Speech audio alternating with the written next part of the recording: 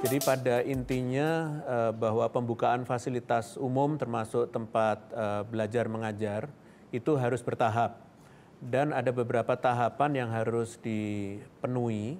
Yang pertama adalah melakukan prakondisi, memastikan bahwa seluruh kondisinya memang memungkinkan, masyarakatnya juga sudah siap, fasilitas kesehatan pendukungnya juga siap, kasus di daerah situ juga sudah mulai menurun, dan zonanya juga aman. Kemudian yang kedua adalah timing, waktu untuk menentukan kapan itu untuk dibuka, sesuai juga dengan prioritasnya. Apa yang akan kita buka duluan dibanding yang lainnya.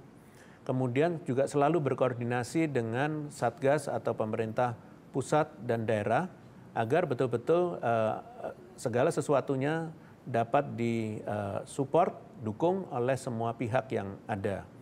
Dan juga perlu dilakukan monitoring serta evaluasi dengan apapun yang kita lakukan termasuk dalam konteksnya kegiatan belajar mengajar. Dan pemerintah daerah terkait wajib melakukan evaluasi ketaatan terhadap implementasi protokol kesehatan. Dan jika terindikasi kondisi tidak aman, terjadi peningkatan risiko, maka satuan pendidikan wajib ditutup.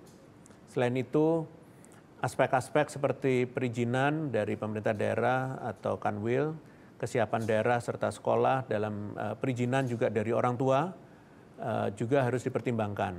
Untuk saat ini, pembukaan sekolah tatap muka baru diperbolehkan untuk daerah yang berzona kuning dan hijau. Kemendikbud sebelumnya juga sudah mengeluarkan arahan kapan dan syarat serta ketentuan dari KBM boleh dilaksanakan.